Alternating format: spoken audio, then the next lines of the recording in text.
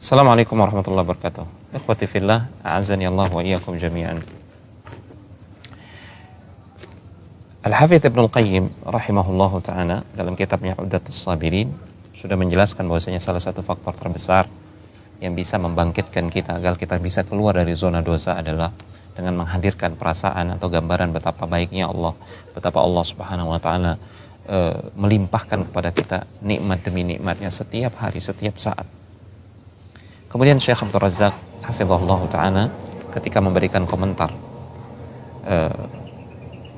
beliau membawakan sebuah kisah, dan kisah ini pernah dibawakan oleh Al-Hafidz Abdul Ghani Al-Maqdisi dalam kitabnya At-Tawwabin, kisah tentang seorang laki-laki yang berkeluh kesah atau berkonsultasi kepada Ibrahim bin Adham rahimahullahu ta'ala. Laki-laki ini ingin lepas dari dosa, ingin lepas dari kemaksiatan, dan ingin tidak berbuat maksiat kepada Allah Subhanahu wa ta'ala, ingin bertaubat.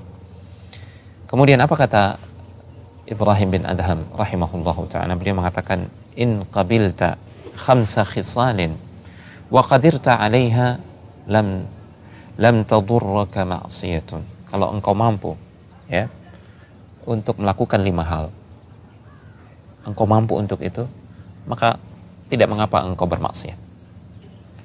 Yang pertama kata beliau, fa idza aradta an ta'siyallaha azza wa jalla fala ta'kul rizqahu. Kalau engkau ingin bermaksiat kepada Allah Subhanahu wa taala, maka jangan sekali-kali engkau makan dari rizki Allah Subhanahu wa taala yang ada di dunia ini. Laki-laki ini tentu saja terkejut. Lantas dia mengatakan, bagaimana mungkin saya bisa melakukan itu? Sementara segala sesuatu yang ada di muka bumi ini semuanya adalah rizki dan pemberian dari Allah Subhanahu wa taala. Kemudian Ibrahim bin Adham mengatakan, ya hadza afa yahsunu an ta'kula rizqahu wa ta'sihi. Aduh, kasihan engkau ini. Apakah layak engkau memakan rizki Allah Subhanahu wa taala sementara engkau bermaksiat kepadanya, engkau ingkar, engkau lakukan apa yang dia larang? Tentu tidak mungkin itu untuk dilakukan.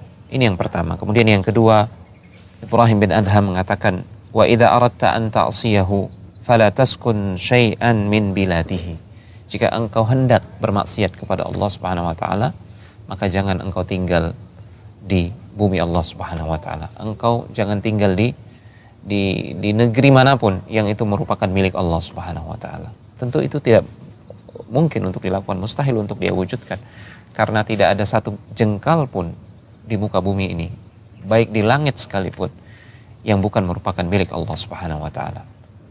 Kemudian yang ketiga, Ibrahim bin Adham mengatakan, idza aradta an ta'siyahu wa anta tahta rizqihi wa fi biladihi fanzur mawdi'an la yaraka fihi mubarizan lahu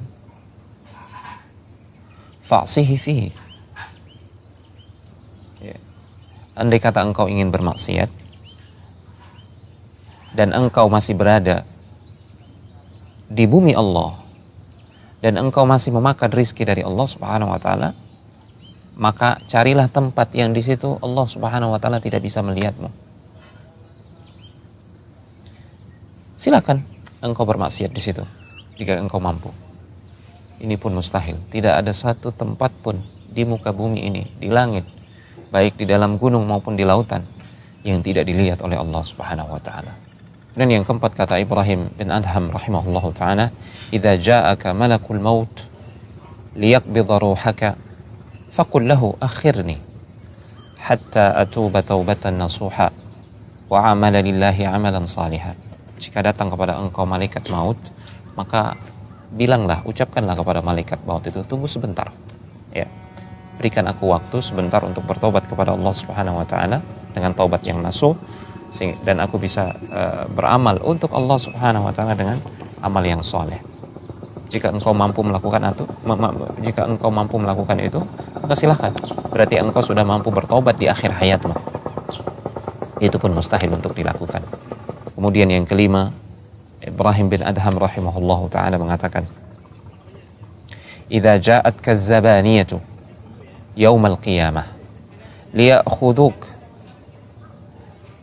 liya'khuduka ila an-nar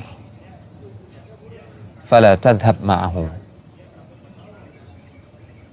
Jika nanti para malaikat-malaikat Zabaniyah yang akan mengeret hamba-hamba Allah yang kafir, yang ingkar ke dalam neraka, jika nanti mereka datang hendak menyeretmu ke dalam neraka, maka engkau harus menolak, engkau harus melawan.